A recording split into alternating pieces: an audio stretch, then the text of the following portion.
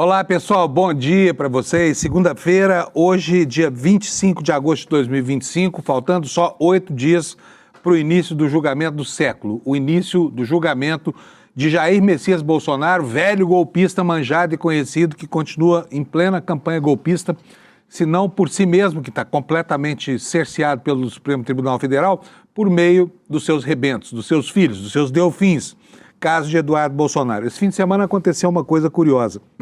Ladrões invadiram a casa da sogra de Bolsonaro em Resende e produziram algumas cenas assim de selvageria, como passa todo mundo que tem a sua casa assaltada no Brasil, né? Chegaram lá dizendo que estavam atrás do dinheiro do Bolsonaro, não encontraram dinheiro nenhum, levaram um carro. Mas, durante cerca de 1 hora, eles mantiveram os parentes de Bolsonaro lá, reféns.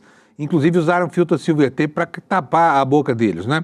E depois o Bananinha apareceu na internet furioso, falando 1,5 milhão de palavrões, nós vamos ver isso aqui, tá? E culpando o Alexandre de Moraes pelo assalto à casa dos pais.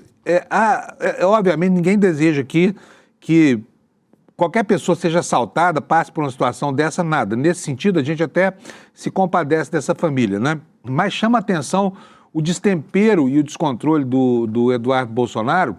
Sabe, vocês vão ver aqui, é uma coisa impressionante, assim, a maneira como ele se refere a Alexandre de Moraes, que obviamente não tem nada a ver com isso. Falando em Polícia Federal, o crime é um crime pequeno, é um crime, a despeito de ser um crime grave, é um crime estadual, não é um crime da Polícia Federal, não tem nada que misturar isso com Polícia Federal nem nada.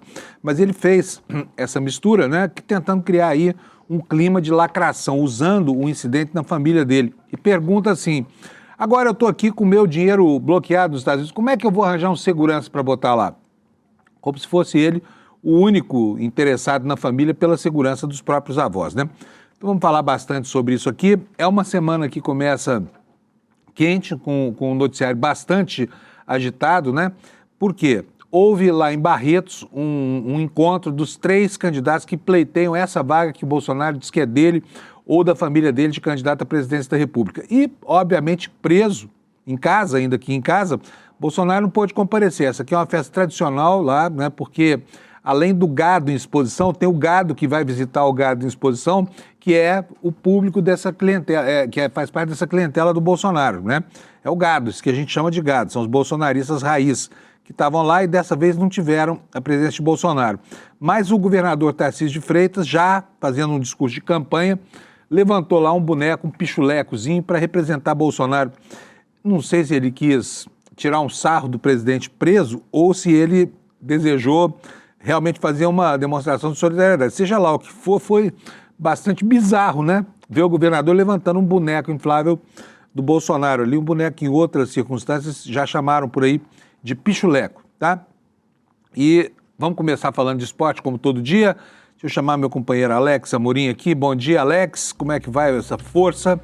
Bom dia, a cara do Alex, assim, a gente já vê logo o que aconteceu com o Palmeiras. O que foi que houve com o Palmeiras? O Palmeiras jogou ou não? Ainda não, Panuso. O Palmeiras irá encerrar a 21ª rodada hoje, às 7 horas da noite, contra o Sport. Eu só vim preparado com a camisa do Palmeiras para fazer a preparação para o jogo da noite. Muito bom. E nos demais times, temos São Paulo aí, hein? São Paulo forte. São Paulo parou com aquele negócio de empatar a partida e está ganhando. Conta para nós o que está acontecendo com o São Paulo. Vamos nessa, Panuso. Então, ontem o São Paulo finalmente ganhou, depois de longos anos sem ganhar do Atlético Mineiro no Morumbi. E ontem ganhou de 2-0 e tirou essa fase, essa zica de não vencer o time mineiro e está na 7ª posição com 32 pontos.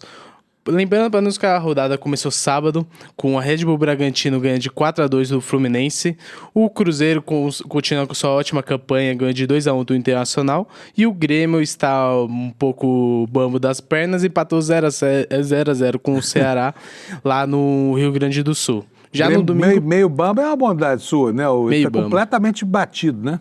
Sim, eu não sei o que tá acontecendo com eles não, Panuso. O time é bom, porém eu não sei se tá faltando tática, algo do tipo, não está conseguindo ganhar e está em 14º colocado com 24 pontos, flertando ali com a zona de rebaixamento, Panuso. A gauchada anda triste com o seu time, né? Sim. E continuando, Panuso, domingo, o Bahia ganhou de 2-0 do Santos. O Santos não tem solução, está em uma fase e está com 21 pontos e está ali 2 pontinhos da zona de rebaixamento. E ontem essa derrota lá na Bahia pro Bahia foi algo que está saindo fora da caixinha, porque o Santos está nessa uma fase e nem todo mundo consegue ajudar. Ontem o Neymar estava fora de jogo porque estava suspenso e foi um jogo soberano do Bahia nesse placar de 2-0, Panuso. E Muito bom. seguindo, o Vasco perdeu de 3-2 pro Corinthians, o Mirassol ganha de 1-0 do Fortaleza jogando fora de casa, o Botafogo ganha de 3-1 do Juventude e o São Paulo ganha de 2-0. E hoje, Panuso, para finalizar, teremos Palmeiras e Sport e Flamengo contra o Vitória, encerrando essa 21ª rodada, Panuso. Muito bom. Agora vamos falar um pouquinho de ginástica rítmica também, porque o Brasil ontem mandou muitíssimo bem, todo mundo esperava uma medalha de ouro e por 0,0000001, uma dízima infinitesimal aí, não ganhou. O que foi que aconteceu? Tem gente dizendo que nós fomos roubados aí por causa dessa diferença tão pequena. Alex? Sim. Ontem, Panuso, o Brasil finalizou a sua campanha na ginástica rítmica mundial e foi 100 pontos de diferença para a Ucrânia, Panuso. O Brasil ficou com 28.550 e a Ucrânia ficou com 28.650 na série mista, que é uma série que as ginastas fazem com 3 bolas e 2 aros. Lembrando, Panuso, que foi algo histórico, porque o Brasil já tinha conquistado a primeira medalha de prata nesse Mundial no All-Around, que nisso repetiu o feito nessa série ao som de evidências de Chitãozinho Chororó e emocionou todo o público lá, e o Brasil ficou nessa segunda colocação. Lembrando que as ginastas falaram ontem após o espetáculo que foi a melhor performance da vida delas, então é algo pra gente ficar bem orgulhoso dessas ginastas, dessas 2 medalhas que foram de forma inédita aqui pro Brasil, Panuso, no Mundial. Muito bom. Olha, Ucrânia, né? Foi a Ucrânia Isso. que ganhou por esse 0,1 ponto. Mas olha, as meninas da ginástica rítmica no Brasil podem ficar tranquilas que elas fizeram uma excelente apresentação e muita gente está inconformada com esse resultado pró-Ucrânia, viu? Repetindo algo que parece uma tradição na ginástica brasileira, que é ser tungado no final dessas competições aí, né, Alex? Sim, infelizmente. E vamos nessa, é uma ótima para apoiar o esporte aqui no Brasil e tentar finalmente essa medalha de ouro no próximo Mundial, Panuso. Vamos nessa e boa semana para nós. Vamos nessa, vamos nessa. Um abração, Alex. O Alex continua aqui com a gente, ele é o nosso DTV aqui, volta aqui para me informar das coisas que eventualmente acontecerem ao longo dessa hora. Pessoal, vamos começar com a meteorologia, como eu faço todo santo dia.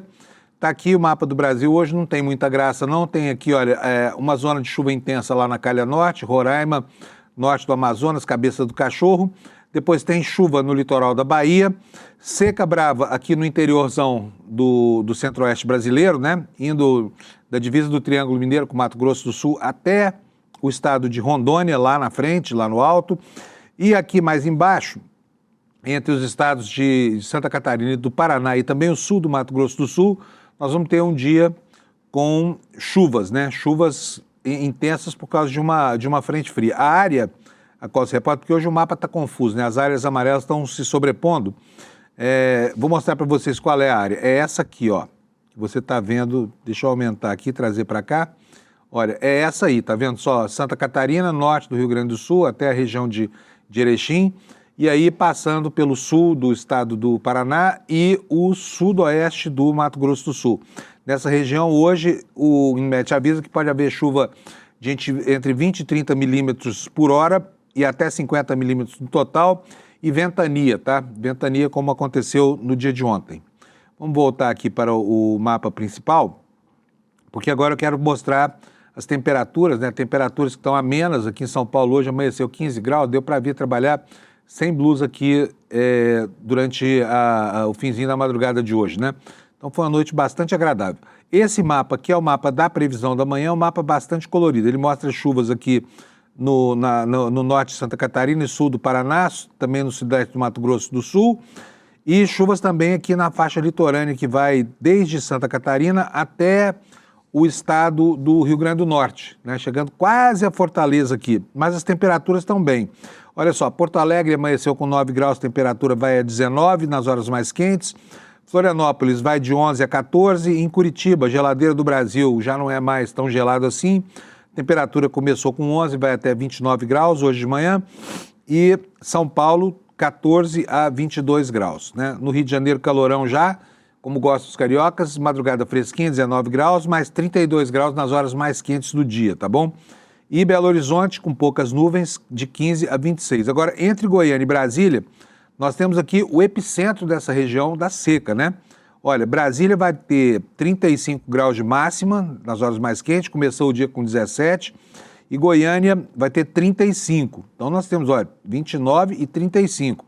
Em toda essa região aqui, que corresponde, né, ao entorno do Distrito Federal, teremos lá seca brava hoje durante o dia, umidade relativa do ar pode chegar abaixo de 20%, tá bom? Pessoal, vamos então começar o dia aqui com o noticiário. Vou mostrar para vocês aqui a capa do ICL Notícias e a nossa manchete, tá? Em todos os outros órgãos de imprensa hoje. O ministro Flávio Dino mandou a Polícia Federal investigar quase 700 milhões de reais em emendas PIX, sem um plano de trabalho. Essas emendas, todo mundo sabe, são uma grande fonte de corrupção, está aprovado já, né? E hoje, um bom número de parlamentares no Congresso está enrolada com essas emendas, porque o dinheiro vai para as prefeituras, não precisa apresentar nada, não precisa elaborar um plano de trabalho, não precisa ter estabelecido uma prioridade, não precisa nada. O dinheiro chega lá e o prefeito gasta, e gasta mal, né? Então, o ministro Flávio Dino mandou investigar 694 milhões em emenda. E aí os parlamentares dizem, por quê? Porque sabem que a destinação desse dinheiro aqui é uma destinação muito complicada de justificar. Daqui a pouquinho a gente vai ver. Temos aqui também, na segunda manchete, o que aconteceu ontem lá em Barretos, né? Olha, está toda a direita reunida aí, exceto o Bolsonaro. Exceto o Bolsonaro. Nós temos aqui, olha, Ronaldo Caiado, Tarcísio, Zema e segue por aí afora. Essa gente que está aí disputando a vaga de legatário, de herdeiro dos votos de Bolsonaro, né, que, no entanto, reluta ainda em passar o seu cajado e está guardando para um momento no futuro o anúncio de qual solução dará. Bolsonaro que agora está privado né, o seu leque de alternativas diminuiu um bocado, por quê? O filho dele, Flávio, tem que defender a eleição ao Senado do Rio de Janeiro. O Bananinha fugiu para os Estados Unidos. O Carlos Bolsonaro está cada dia que passa mais enfronhado lá em Santa Catarina, de onde pretende sair candidato a senador. E o mais novo dele, né, o Jair Renan, esse, coitado, esse menino é pouco mais do que um completo idiota e não terá espaço para crescer, vai continuar sendo vereador lá em Santa Catarina mesmo, né, onde teve lá um dos seus projetos de lei rejeitados. Daqui a pouquinho a gente vai falar sobre isso, tá bom?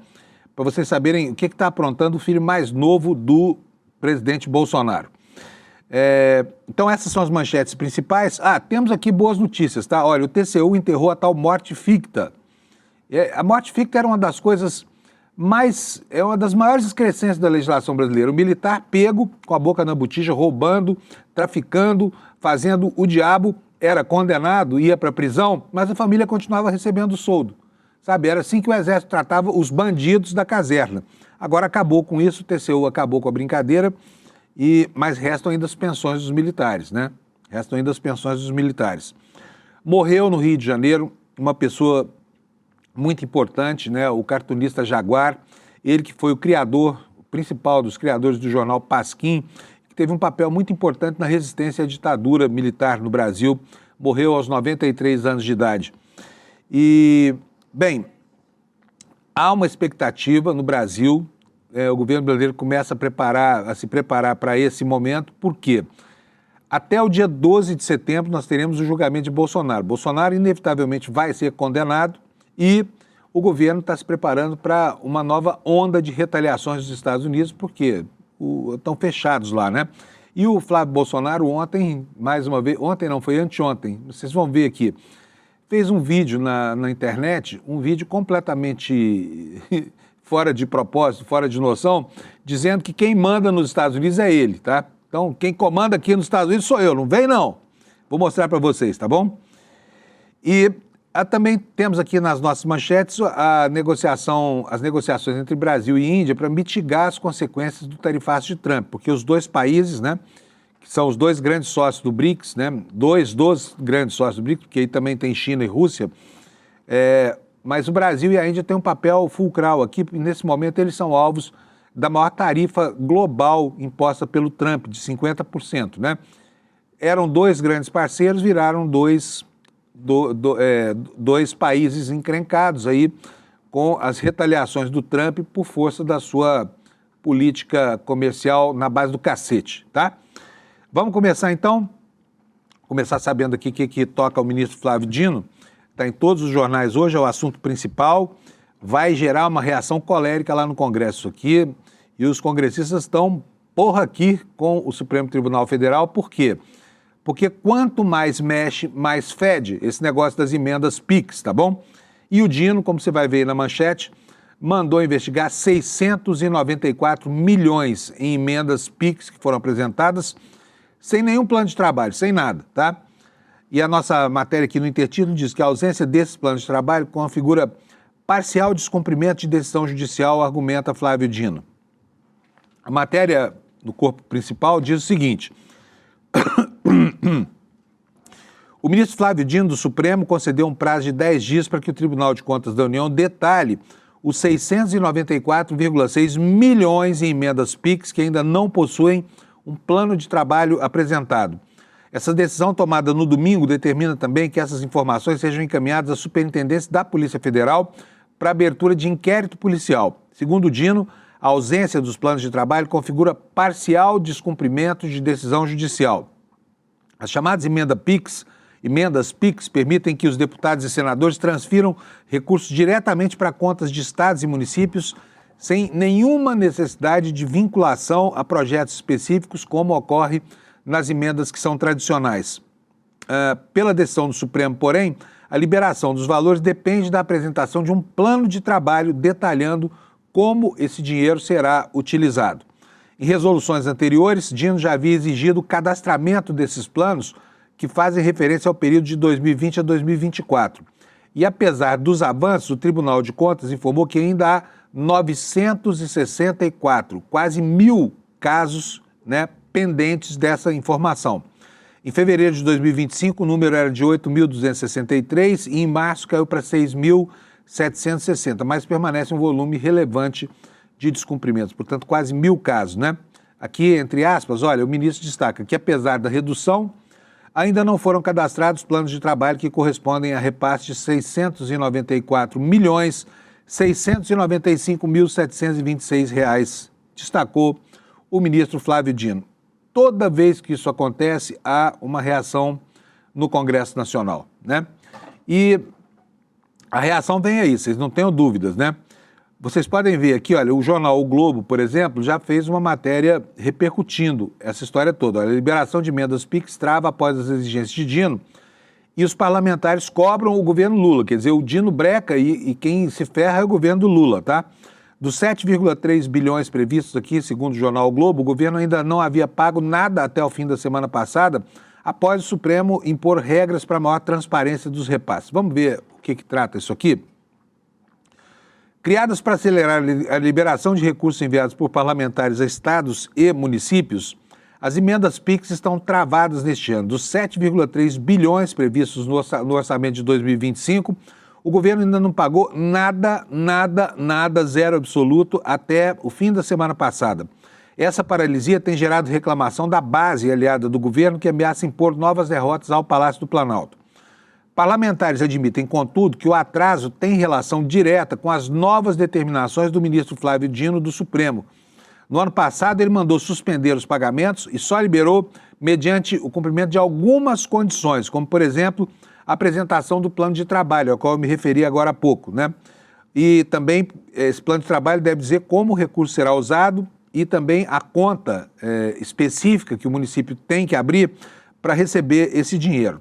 Até então, as emendas PIX cresceram exatamente pelo seu aspecto de cheque em branco. Os recursos eram enviados para beneficiários indicados por deputados e senadores sem um carimbo e, em muitos casos, não havia uma prestação de contas sobre como esse dinheiro era gasto.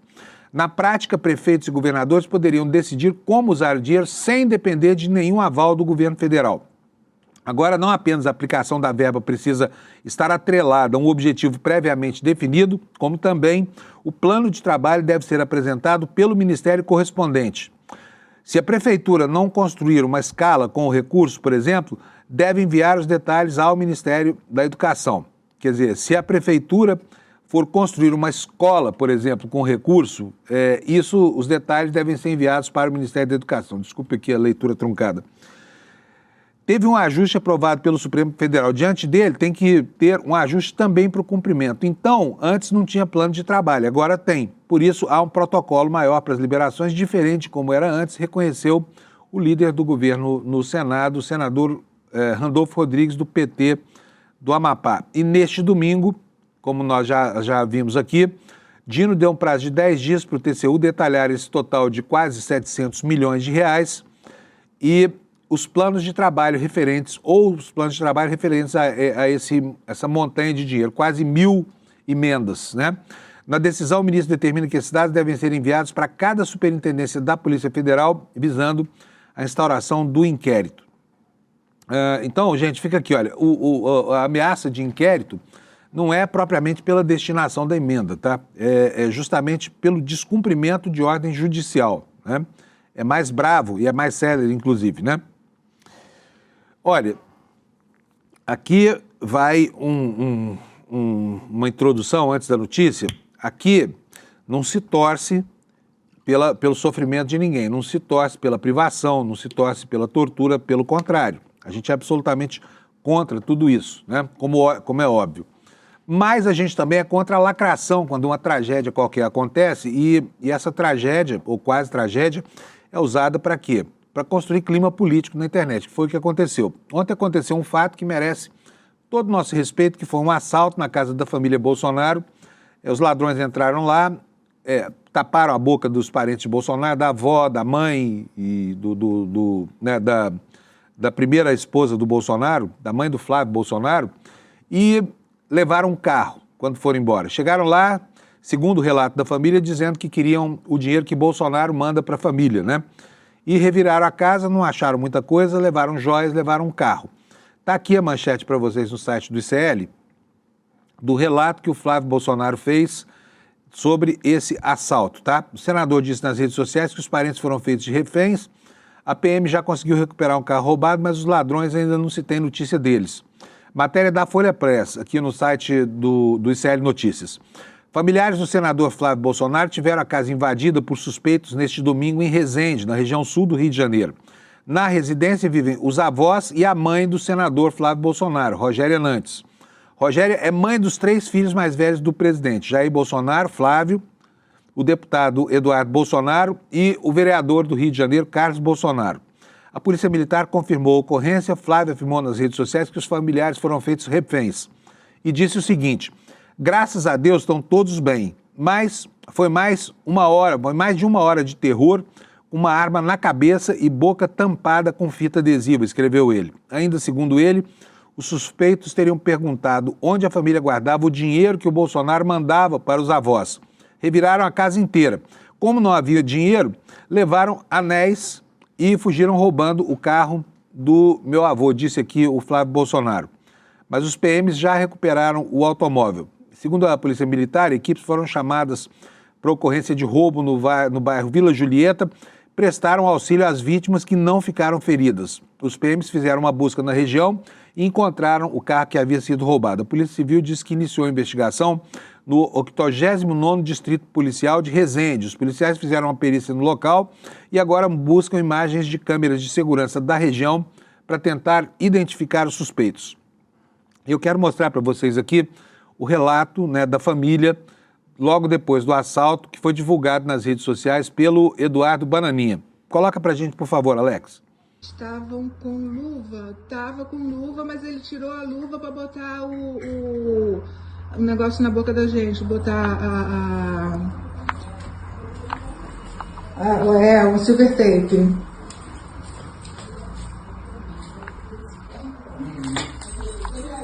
Ficaram mais de uma hora.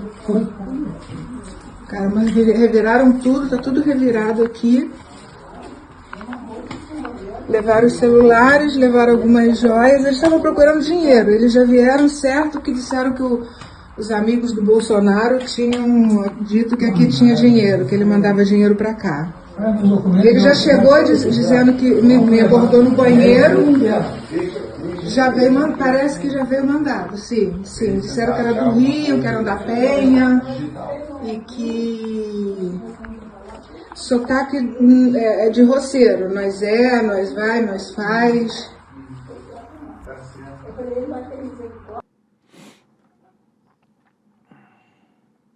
Deixa eu só avisar aqui meu companheiro Alex que eu mandei mais um vídeo para ele, Alex, para baixar aí, para a gente mostrar daqui a pouco, tá bom? Agora, olha só, o que aconteceu? Um assalto, né? Uma ocorrência policial. Isso acontece todo santo dia em algum lugar do Brasil. Obviamente que as pessoas não vão chegar na casa dos outros e perguntando cadê o dinheiro do Bolsonaro, né? Vocês viram que é uma casa até modesta em que a Rogéria Nantes... Agora, eu tenho até pena dessa senhora, porque ela tinha joias num cofre do Banco do Brasil, no Rio de Janeiro, quando ainda era casada com o Bolsonaro, e esse cofre foi assaltado e roubaram as joias. E ela acusou o próprio Bolsonaro de ter roubado as joias do cofre da família, tá? Então não é a primeira vez que a família sofre um assalto, né? Segundo Rogéria Nantes, Bolsonaro assaltou o cofre do Banco do Brasil que ela usava para guardar joias, né? Não sei o que fazia tanta joia assim num caixa do Banco do Brasil, né? Porque o Bolsonaro era um humilde militar na época, era pouco mais do que um humilde militar na época, estava no comecinho da sua carreira política. Então fica aqui o registro de que não é a primeira vez que essa família é assaltada. Mas o que chamou a atenção mesmo foi a fúria do Bananinha, do deputado Eduardo Bolsonaro, que apareceu na internet xingando todo mundo e responsabilizando quem? O ministro Alexandre de Moraes por esse assalto. Vou botar para vocês, só para vocês verem o clima de destempero que está esse sujeito. Ele está surtado, sem dúvida nenhuma. Olha só, e depois você me diz aí o que você achou, tá bom? Põe para nós, Alex, por favor. Minha mãe, meu avô e minha avó acabaram de ficar detidos durante mais de 1 hora em cativeiro em sua própria casa. Quando os criminosos entraram, falaram: a gente sabe quem são vocês e a gente já sabe que o Jair Bolsonaro está repassando dinheiro para vocês e a gente quer esse dinheiro. Isso daí é para vocês verem a guerra que a gente está travando. Essa irresponsabilidade, no mínimo, se não medida feita de cabeça pensada para tentar nos assassinar, para tentar nos fazer pirar a cabeça aqui para parar as denúncias de violações de direitos humanos que a gente faz aqui nos Estados Unidos. Vocês que dizem que só estão seguindo ordem, vocês é da Polícia Federal, vocês são os responsáveis por isso, por entrar nessa onda desse maluco do Alexandre de Moraes, que tem que me segurar aqui para não falar um palavrão, para tentar fazer esse tipo de coisa. E aí se matam os meus avós, têm mais de 80 anos de idade, ficaram presos, né? Teve gente que ficou presa dentro do banheiro com fita na boca enquanto reviravam a casa inteira. Se matassem um deles, para vocês nem aí. Não dá nada. Não é da família de vocês. Vocês vão se fuder. Se depender de mim, vocês, cachorrinhos da Polícia Federal, Fábio Shor, agentes, escrivães da Polícia Federal, vocês que boa parte é da DIP, a Divisão de Inteligência da Polícia Federal, que era comandado pelo mesmo cara que investigou a facada no meu pai e não resultou em nada e agora recebeu um carguinho lá em Londres, como adito da Polícia Federal, me falhou aqui agora o nome desse desgramado, eu vou atrás de vocês. Quem é que me garante que vocês não vazaram para esses criminosos entrarem na casa dos meus avós? Pessoas idosas, lá no estado do Rio de Janeiro. E agora como é que eu fico? O filho da puta do Alexandre de Moraes congelou a minha conta, congelou a conta da minha mulher. Como é que eu fico para arranjar um segurança para eles? E quem bancar esse segurança? Será que não vai estar entrando também nos inquéritos do Alexandre de Moraes? Desculpa aqui, mas não tem como não perder a cabeça. Deram facada no meu pai, quase mataram o cara, agora querem colocar ele 40 anos na cadeia. Um cara que não roubou, não fez nada de errado, muito pelo contrário, todos que tiveram contato com ele elogiam a conduta. Coisa raríssima num presidente, entrar e sair com o mesmo patrimônio. Tendo que a família aqui quebrar a cabeça, ver como é que vai fazer para se sustentar. Porque se eu não tivesse pensado antes como é que esse violador de direitos humanos chamado Alexandre de Moraes, como é que ele pensa, eu estaria à mercê do congelamento dessas contas bancárias. Como é que eu ia fazer para alimentar? chega de banana, chega. Falou bobagem demais da conta. Isso quer responsabilizar o ministro Alexandre de Moraes e olha, fez ameaças seríssimas à Polícia Federal, dizendo que iria atrás desse delegado. Não bastasse esse destempero todo nas redes sociais do desesperado Bananinha, ele ainda publicou na internet em inglês a seguinte mensagem, olha, vocês vão ver agora aqui na tela, porque eu vou mostrar para vocês. Olha só onde chega o desespero de uma pessoa que está vendo o pai para a cadeia e, apesar de tudo que aprontou, não consegue evitar isso. Está aí à sua direita a mensagem dele em inglês, aqui à esquerda você pode ver a tradução, que é a seguinte: eles sequestraram meus avós e minha mãe gritando, sabemos que Jair Bolsonaro mandou dinheiro para vocês pelo Zélio, onde é que está o dinheiro? Amordaçaram idosos com mais de 80 anos, saquearam a casa inteira por mais de 1 hora. Desculpe as palavras duras, mas não há outro adjetivo para o que estamos vivendo. A unidade da Polícia Federal, sob as ordens de Alexandre de Moraes, tem escrito relatórios e há fortes suspeitas de que tenham vazado dados e informações para alimentar matérias da mídia, narrativas e, por que não, até mesmo ações criminosas, como aqui relato no vídeo. Ele está culpando o ministro Alexandre de Moraes pelo assalto sofrido pela avó e pela mãe.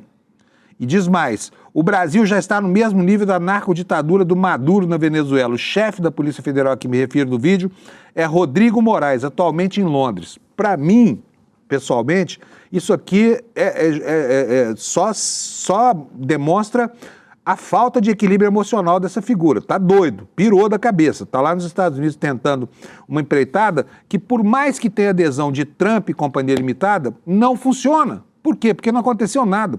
Faltam só 8 dias para o julgamento do pai dele e o pai dele vai ser preso. E vou dizer mais uma coisa para vocês. O governo Trump vai acabar daqui a pouco. Serão 3 anos e meio de muito sofrimento para o mundo, mas vai acabar. Será que ele já pensou em algum momento o que pode acontecer com ele, Eduardo Bolsonaro, que a essa altura do campeonato já terá sido julgado e condenado por essas infâmias que produz lá fora? Ele vai ser deportado dos Estados Unidos. E vou dizer mais para vocês, se vocês acham que isso significa sofrimento, não entendam dessa forma. Sabe por quê? Se ele não for e ficar lá para não ser preso aqui no Brasil, ainda que encontre acolhida no eventual governo do Partido Democrata, ele não voltará a ver o pai vivo, porque o Bolsonaro vai apodrecer na cadeia, o que vai acontecer, sabe? Então, o Bananinha está desesperado, não sem motivo. Começou essa campanha de lesa pátria, começou e debochou do país, fez blague, né, inventou todo tipo de artifício para deixar o país em má situação, não só o país, estou falando do Brasil e dos brasileiros, né? Está perseguindo o Alexandre de Moraes porque é o juiz que vai julgar o pai. É só por isso. Então, o desespero dele tem razão de ser. Agora, certas coisas, gente, são tão ridículas, sabe? Não vale nem a pena a gente perder muito tempo sobre isso, mas eu vou perder, tá? Quero mostrar para vocês a que ponto chega a piração do cara. E aqui eu não estou falando de doença mental, não, tá? Não me venha dizer depois, não, o Fábio está dizendo que o cara está pirado. Estou dizendo que está pirado no sentido metafórico da coisa, tá? Quero tirar aqui essa projeção, tira da tela para mim e bota o vídeo que eu mandei agora há pouco. Agora reparem só, vocês não vão ver o vídeo inteiro, vocês vão ver só o comecinho. O que esse cara fala, tá? O que esse cara fala de quem manda nos Estados Unidos. Bota aí o Napoleão de Hospício para nós, Alex, por favor. Quem controla Estados Unidos é Eduardo Bolsonaro e Paulo Figueiredo. Não que nós controlemos autoridades americanas, porque a gente não tem influência nenhuma, domínio nenhum sobre ninguém no Congresso nem na Casa Branca. Não é isso. Eu estou falando. Bom, vamos ver de novo? Bota de novo aí, gente. Prestem atenção. É rápido para vocês, tá? Só o comecinho. Olha onde chega a prepotência, a arrogância desse sujeito. Isso foi no sábado passado, tá? Repare aí. Vai, Alex, roda. Quem controla Estados Unidos é Eduardo Bolsonaro e Paulo Figueiredo. Não que nós controlemos autoridades americanas, porque a gente não tem influência nenhuma, domínio nenhum sobre ninguém no Congresso nem na Casa Branca. Não é isso. Tá bom, né? Viu aí? Quem controla os Estados Unidos é Eduardo Bolsonaro e Paulo... Será que o Trump tá sabendo disso? que esse boquirroto tá falando desse jeito sobre o presidente dos Estados Unidos? Quem manda nele sou eu mando no Trump. Beleza, Bananinha. É melhor procurar um psiquiatra rápido, você não tá bem, tá? Então, ficou abalado com esse negócio do assalto na casa de vovó aí, né? Repetindo o outro assalto lá, que já tinha sido feito, segundo a sua mãe, pelo seu próprio pai, no cofre da família, né? Vamos lá. Uma notícia triste para nós, gente. Triste porque esse essa pessoa que morreu ontem foi um gigante da resistência democrática no Brasil. A matéria também está na capa do ICL aí. Morre aos 93 anos o cartunista Jaguar. O cartunista foi um dos fundadores do Pasquim, que foi um dos ícones do enfrentamento à ditadura brasileira. Matéria da Agência Brasil, reproduzida aqui no nosso site, diz o seguinte: o cartunista Sérgio de Magalhães Gomes Jaguaribe, o Jaguar, morreu neste domingo 24, no Rio de Janeiro. Estava internado no Hospital Copador. Em nota, a assessoria de imprensa informou que o artista estava internado em razão de uma infecção respiratória que evoluiu para complicações renais. Diz a nota: nos últimos dias estava sob cuidados paliativos. O hospital se solidariza com a família, amigos e fãs por essa irreparável perda para a cultura brasileira, diz o documento. Jaguar começou a carreira no ano de 1952, trabalhando no Banco do Brasil. Na ocasião, conseguiu publicar um desenho na coluna de humor do Penúltima Hora, na coluna de humor Penúltima Hora, coluna de humor, tá? O jornal era o Última Hora, do Rio de Janeiro. Depois ele passou a publicar charges nos trabalhos na página de humor da revista Manchete. O pseudônimo com o qual ficou famoso foi uma sugestão de Borjalo. Durante a ditadura, ele lançou um dos seus personagens mais conhecidos, o Ratinho Sig, que foi mascote do jornal Pasquim, do qual Jaguar foi um dos fundadores. O artista foi preso uma vez e enfrentou processo durante o período da ditadura. Então fica aqui a nossa solidariedade à família, né? E a certeza de que Jaguar foi um personagem extremamente importante para a história do Brasil, porque se não fosse ele, o grupo de intelectuais que ele reuniu em torno desse jornal, talvez provavelmente a ditadura tivesse tido vida muito mais longa aqui no Brasil. Feito o registro, vamos voltar a falar sobre o julgamento de Bolsonaro. A gente viu agora há pouco aí o descontrole do Bananinha, né? Por quê? Porque o tempo está correndo, o reloginho está correndo. De hoje a 8 dias é o tempo que falta para começar esse julgamento. E não aconteceu nada. A Quarta Frota não invadiu o Brasil, o Trump fez o que fez, não aconteceu nada, a disposição do tribunal continua sendo a mesma diante de colocar em julgamento, ressalvado o devido processo legal, a oportunidade de falar, de contrapor provas, de contrapor argumentos, e agora nós vamos chegar à fase final, que é o julgamento propriamente dito, né? Que vai começar com a apresentação da peça da Procuradoria e logo depois as sustentações orais dos advogados, dos réus, do chamado Grupo 1, né? O grupo crucial, o grupo dos manda-chuvas do golpe, encabeçados pelo Bolsonaro. Tá? Então começa na terça-feira da semana que vem e deve acabar no dia 12. Tá? E o reloginho correndo e nada acontece. Né? Enquanto isso, começam aqui as especulações sobre o que vai acontecer quando vier a condenação, porque a condenação é líquida e certa. Já tem aqui no nosso site uma matéria: governo e Bolsonaro, governo e Supremo avaliam que o julgamento de Bolsonaro pode levar a novas sanções lá nos Estados Unidos. Né? Alguns ministros, por outro lado, acreditam que Trump pode desembarcar da ofensiva do ex-presidente em algum momento, até porque parece estar numa sinuca de bico, né? O Soros, por exemplo, já falou isso, falou: olha, isso aí é uma bobagem, é o tiro que vai sair pela culatra. Daqui a pouco a gente vê isso. Matéria de quem? Da Kátia Seabre e do César Feitosa, da Folha Press, no site ICL Notícias. Integrantes do governo Lula e do Supremo consideram real a possibilidade de Donald Trump de aplicar novas sanções econômicas contra o Brasil e outras restrições a autoridades do país com o julgamento do ex-presidente Jair Bolsonaro, que começa em setembro. Na avaliação de ministros, há interesse dos Estados Unidos de criar instabilidade em torno do tribunal e do governo Lula, o que poderia acirrar com o avanço do julgamento sobre a trama golpista liderada por Bolsonaro. Embora todos esses personagens afirmem que não há possibilidade de o Supremo se curvar a essas pressões, o início do julgamento e a perspectiva da condenação de Bolsonaro são citados sempre como elementos de maior tensão em um ambiente que já se tornou conflituoso. A pressão do governo Trump, desde a aplicação da sobretaxa de 50% até as punições a ministros do Supremo, é feita com o argumento de que Bolsonaro é perseguido pelo Judiciário do Brasil em benefício do governo Lula. E aqui um intertítulo: ministros acreditam em novas sanções. Ministros dizem acreditar que os americanos têm outras ferramentas à disposição, como sanções a outros integrantes do tribunal, que podem ser utilizadas durante o processo de julgamento como forma de intimidação dos ministros, ainda que apontem que esse tipo de ação não terá efeito sobre o processo. Essas autoridades ressaltam o perfil belicoso de Trump e de bolsonaristas, mas outras alas do governo e do Supremo alimentam, por outro lado, a expectativa de que o presidente americano reveja a imposição de sobretaxa aos produtos brasileiros. Essa aposta ganhou adeptos após o vazamento de diálogos em que Bolsonaro e aliados discutem uma atuação conjunta do governo brasileiro e do governo americano para obter a anistia do ex-presidente à custa de ameaças à economia brasileira. Em algumas das conversas, Eduardo Bolsonaro apontou o receio de que Trump, em algum momento, desista da ofensiva. Dentro do governo, a crença em um eventual recuo de Trump é minoritária. 2 ministros de Lula ouvidos pela Folha tentaram minimizar os impactos das sanções financeiras contra Alexandre de Moraes, determinado pela gestão de Trump. Destacam que poucos membros da corte possuem bens no exterior, como imóveis ou investimentos. E ainda assim, nos bastidores, os ministros buscam contato com banqueiros e políticos para avaliar os efeitos práticos dessa encrenca chamada Lei Magnitsky e tentam conter os resultados de eventuais novas sanções. Então está aqui, né, o clima que vai se tensionando na medida em que o tempo avança. E o tempo está correndo muito rápido, né? Já estamos aí na bica do julgamento. Mais uma semaninha, um dia, nós vamos estar aqui trabalhando feito loucos, felizes da vida, ao transmitir a conclusão desse caso assintoso de golpe de Estado contra o Brasil.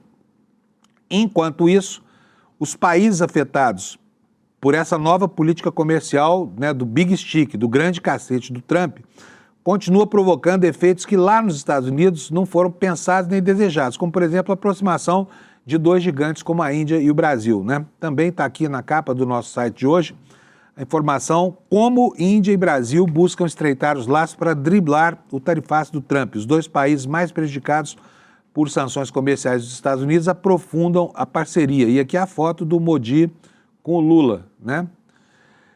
Vamos lá. Brasil e Índia, os 2 países mais tarifados pelo presidente Trump, pretendem estreitar laços comerciais. Os analistas acreditam que a parceria é uma das que reservam maior potencial para mitigar os efeitos das sanções, que elevam em 50% as exportações dos países para os Estados Unidos.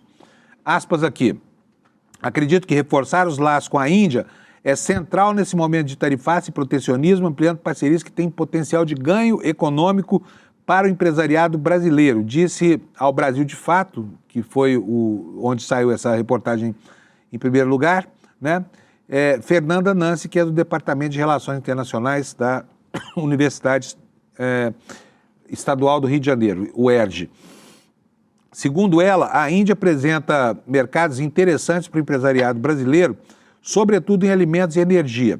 Ela lembra que, por ser um país populoso, com mais de 1 bilhão de habitantes, existe a preocupação com segurança alimentar. Ela disse o seguinte: o Brasil tem um setor dinâmico de agronegócio que está sendo impactado pelos americanos. No ramo da energia, a Índia está em crescimento econômico, necessitando suprir a sua demanda. Os indianos também podem se beneficiar de um acesso mais amplo ao mercado brasileiro, em especial em fármacos e em tecnologia. A relação comercial, segundo ela, entre os países tem um potencial de ser ampliada no cenário em que ambos estão buscando diversificar parceiros e lidar com o tarifaço, mas para ambos os lados não há substituto para o peso do mercado dos Estados Unidos, né? Então, está dizendo aqui a professora da UERJ que há possibilidade de ampliação dessa aliança comercial, mas não há a possibilidade de que tudo seja absorvido por essa aliança, né? Gente, vamos voltar aqui a falar mais uma vez sobre o Bolsonaro em pessoa. O deputado Lindbergh Farias fez uma incursão lá pela casa do Bolsonaro que acabou gerando bastante preocupação, porque ele viu que lá não havia nenhuma vigilância e Bolsonaro está a menos de 10 minutos de carro da Embaixada dos Estados Unidos, que é para onde ele, se vier a fugir, né, hipótese muito plausível, será para lá. Então, será que dá tempo de interceptar o Bolsonaro a caminho da fuga na Embaixada dos Estados Unidos, onde ele pode entrar e depois, com salvo-conduto, pode inclusive ser autorizado a sair do país? Vamos ver o vídeo em que o deputado Lindbergh Farias faz essa denúncia. Bota para nós, Alex, por favor. O vídeo não está aí? Tá bom. Então eu vou falar para vocês. Espera aí, o vídeo não está disponível. Eu vou mandar esse vídeo aí, mas eu quero mostrar isso aqui para vocês. Bota no ar para mim a capa, por favor. Casa e condomínio de Bolsonaro estão sem vigilância dos agentes da Polícia Federal. Por favor, Alex, pega para mim aí no Twitter do deputado Lindbergh Farias o vídeo. Ele deve ser o primeiro ou o segundo, tá? O que é que a matéria conta aqui pra gente? O fórum apurou que a mansão onde vive o ex-presidente e o conjunto residencial onde os imóveis estão não tem campana, tá? Não tem vigilância nenhuma lá na porta do condomínio do Bolsonaro. Isso acaba gerando temor de fuga entre a Polícia Federal. E aqui a revista Fórum vai contar para nós o que está acontecendo lá. Desde que o processo contra Jair Bolsonaro, que responde por tentativa de golpe de Estado, avançou no Supremo e tendo em vista a sua condenação praticamente certa, uma tese ganhou força. O ex-presidente teria um plano de fuga. A gente já viu dois, né? O primeiro, na Embaixada da Hungria, o segundo, aquela carta que ele não chegou a usar, se apresentando como foragido da perseguição judicial no Brasil, pedindo asilo político ao Javier Milei. Mas segue aqui a nota. Qual seria, então, o esquema de evasão agora? Bolsonaro mora em um condomínio no Jardim Botânico, na Zona Nobre de Brasília, a apenas 10 minutos da Embaixada dos Estados Unidos. Até aí tudo bem, diz a revista Fórum, mas o problema está no fato de que não há qualquer tipo de campana em torno da residência do ex-presidente. E a ida dele para a Embaixada dos Estados Unidos poderia ser realizada sem nenhuma dificuldade. Conseguiu aí o vídeo, Alex, para nós? Exatamente, é o vídeo que ele aparece lá em frente à casa do Bolsonaro. Tá bom, o Alex já vai mostrar pra gente o vídeo aqui, gente. Já localizou o vídeo, eu quero mostrar para vocês aqui. A revista Fórum, ouviu uma fonte com acesso ao alto escalão que comanda a PF e confirmou que não há agentes da corporação monitorando presencialmente o entorno da casa de Bolsonaro e que, de fato, existe um temor generalizado entre os servidores da Polícia Federal de que ele possa buscar refúgio na Embaixada dos Estados Unidos. Além disso, a fonte da revista revelou que até o momento não há indicativo de que qualquer campana será montada no entorno da residência do presidente ou na área próxima, ainda que a razão para isso não tenha ficado clara, a razão de não haver esse tipo de vigilância, né? Ou seja, se seria apenas uma decisão administrativa do órgão policial ou se há algum impedimento legal para tal procedimento. Caso Jair Bolsonaro realmente fuja para a representação diplomática norte-americana, poderia receber um asilo e depois um salvo-conduto, né? A Embaixada Americana pede um salvo-conduto, o governo brasileiro é obrigado a fornecer esse salvo-conduto, aí fazendo com que o Bolsonaro deixe tranquilamente a embaixada e embarque num avião para encontrar lá o filho dele, Bananinha, que está lá nos Estados Unidos. Eu quero saber do Alex se conseguimos baixar aí o vídeo para a gente mostrar. Tá na agulha? Beleza, gente. O Alex é a pessoa mais eficiente que eu conheço, tá? Não é à toa que eu falo bem dele aqui no nosso programa. Mostra o que o deputado Lindbergh Farias descobriu, então, por favor. Olha, isso aqui é a Embaixada dos Estados Unidos. Eu fiz uma denúncia em cima de informação de várias fontes que Jair Bolsonaro prepara uma fuga. E que a fuga é simplesmente ele sair da casa dele e entrar na Embaixada norte-americana. Minha equipe esteve hoje onde mora Jair Bolsonaro, no Jardim Botânico, área nobre de Brasília. Não tinha policiamento. Vieram numa velocidade tranquila. Chegaram aqui, na Embaixada norte-americana, em 10 minutos. Se ele entra aqui, na Embaixada, acabou. A confusão está feita, porque ele entrando, ele pode pedir asilo político depois e pede salvo-conduto. A embaixada do governo norte-americano pode pedir salvo-conduto para ele sair do país. O governo pode negar, é mais crise diplomática. E ele vai continuar como? Gravando vídeo, com seus discursos, dando entrevistas. Eu estou insistindo, providências têm que ser tomadas. Nós pedimos ontem novamente a prisão preventiva de Jair Bolsonaro. Se você me perguntar, é claro que eu preferiria que ele fosse julgado, aparecesse todas as provas da trama golpista, do plano de assassinar Lula, Alexandre Moraes. Só que não. Olha a história do Bolsonaro. Ele já dormiu 2 dias na Embaixada da Hungria. Está comprovado que ele escreveu uma carta de 33 páginas pedindo asilo diplomático para a Argentina. Tá na cara que a fuga dele é entrar aqui. As autoridades brasileiras têm que entender o momento que a gente está vivendo. Olha, o Brasil, as nossas instituições não podem aceitar a possibilidade de uma hipótese como essa. É necessário se antecipar. Seria uma grande frustração nacional, mas ainda uma ameaça à segurança nacional. Alguém tem dúvida que Bolsonaro, que o Eduardo Bolsonaro agem como colaboradores, como informantes, como traidores do Brasil em todo esse contencioso com os Estados Unidos? Ele não conseguiu anistia, o Brasil não se rendeu às sanções, tarifas. Agora, o caminho dele é esse, é de fuga. Por isso, prisão preventiva e imediata de Jair Bolsonaro. Pois é, não entendo também por que a Polícia Federal não está ali vigiando, porque é óbvio que, sabe, é pedra contada isso aí. O Bolsonaro já tentou 2 vezes, já arquitetou 2 vezes a fuga. Todo mundo sabe que ele é um covardão e que ele não vai se submeter a um regime de prisão. Então, o momento da fuga é de hoje até o momento da condenação. Faltam poucos dias para isso. Será possível que a Polícia Federal vai permitir que esse sujeito escape das garras da justiça brasileira, sendo ele reincidente na preparação do ambiente da fuga? É querer facilitar demais a vida do Bolsonaro, sabe? É querer facilitar demais a vida do Bolsonaro. Enquanto ele está aí metido com as caramuças, né? Cada vez que passa uma situação judicial pior, os adversários do campo da direita, eu já estou chamando de adversários, porque é isso mesmo que são, não são companheiros nem nada, embora elogiem e tudo mais, mas o que Caiado, Ratinho Júnior, Zema e Tarcísio querem? Querem logo que o Bolsonaro saia do jogo para que eles possam ocupar o espaço político e disputar, né, quem vai ser o candidato da extrema-direita no Brasil. É isso que está acontecendo. E olha só, gente, a foto bizarra que nós tivemos nesse fim de semana, na abertura lá do Rodeio do Peão de Barretos, que é uma festa tradicional do agronegócio, né?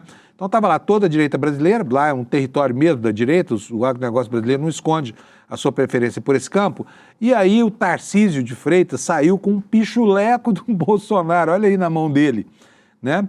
E assim, teve gente que gostou, parecia uma saudação, mas não parece para você que é, digamos assim, um sarro que ele tira do Bolsonaro, que não podia estar presente ali, precisava de um pichuleco? Até eu fiquei com pena do Bolsonaro aqui na mão do Tarcísio, viu?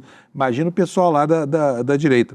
Mas vamos lá, olha, eu vou tirar daqui da página, porque eu quero mostrar para vocês as matérias que falam sobre esse momento tão especial de todos os candidatos da direita em cima de um palanque, todo mundo ali rival um do outro, se apresentando como companheiros e almejando a vaga do Bolsonaro.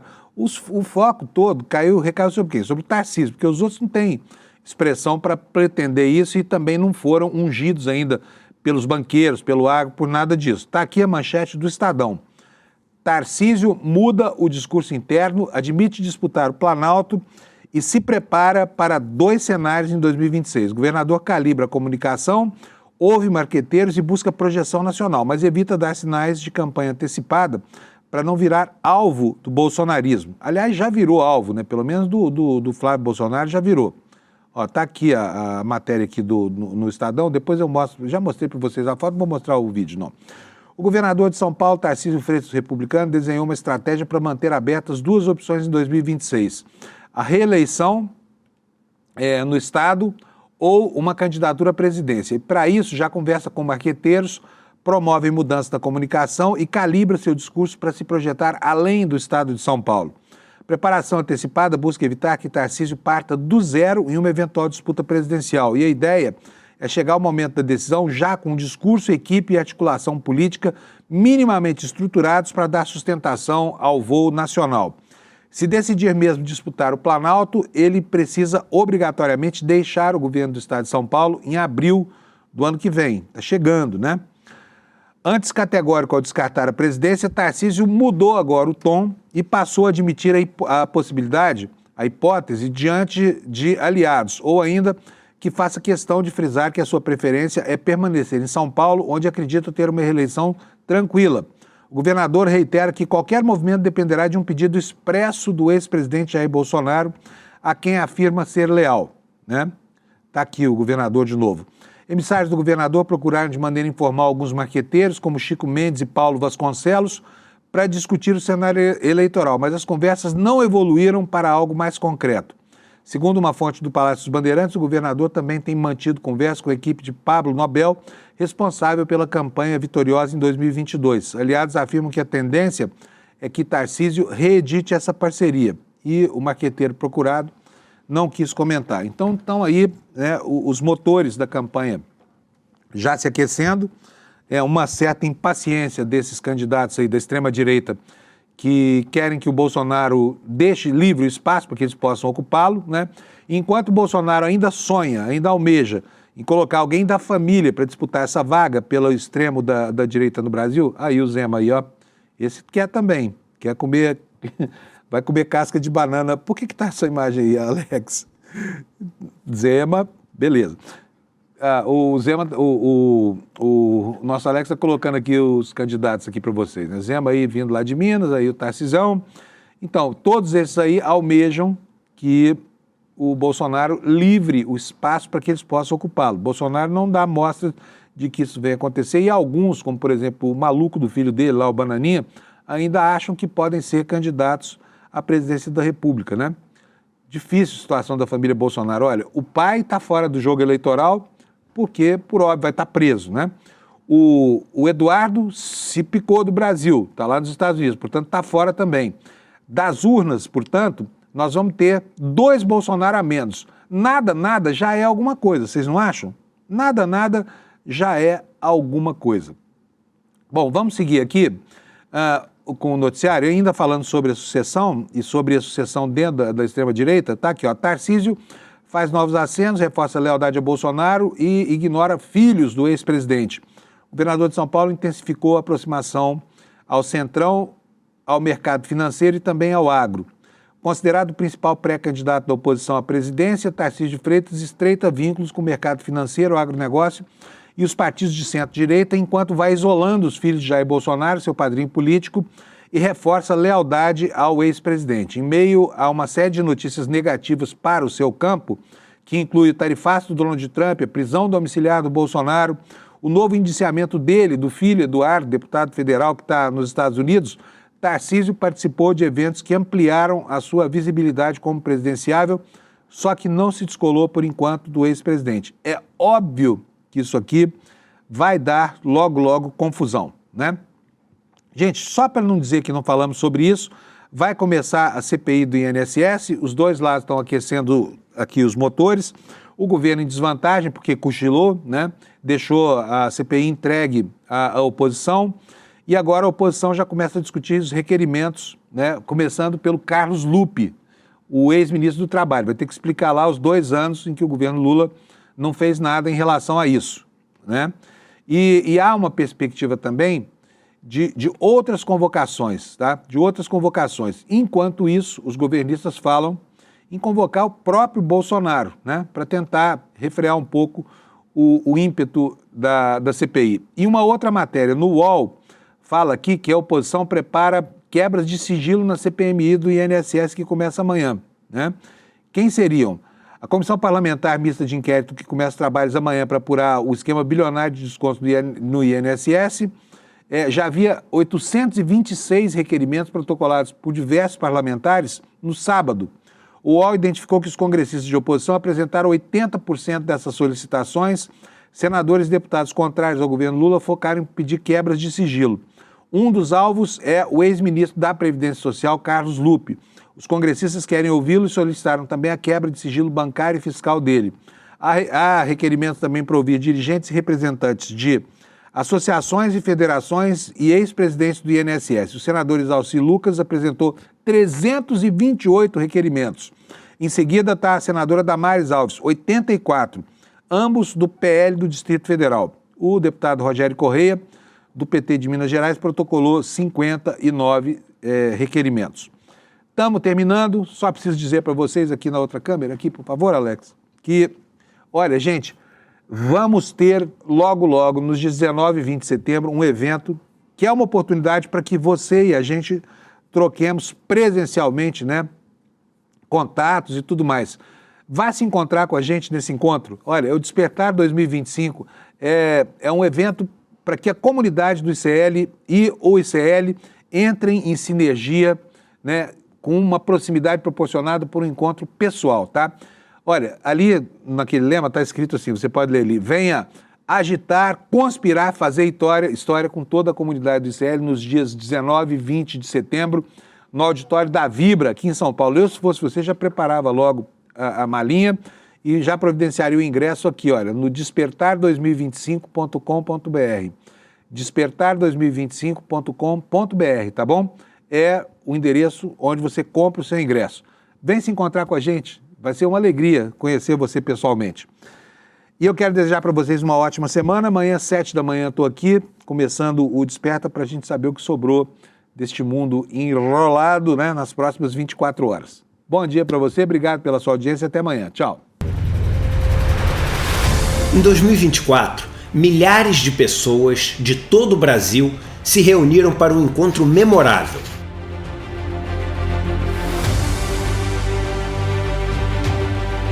No palco, histórias incríveis. A gente está na vida para evoluir, para aprender. Na plateia, novas amizades e sonhos compartilhados. É o melhor presente de aniversário desse. A esperança e a alegria tomaram conta. Vimos que um país mais justo, consciente e humano é possível.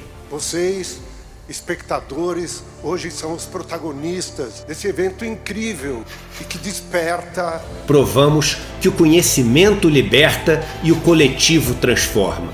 Que a gente veio pra cá pra... Nós não precisamos ser médio, nós podemos ser grande, mas nós precisamos sonhar junto para ser grande. Mas esse foi só o nosso primeiro passo.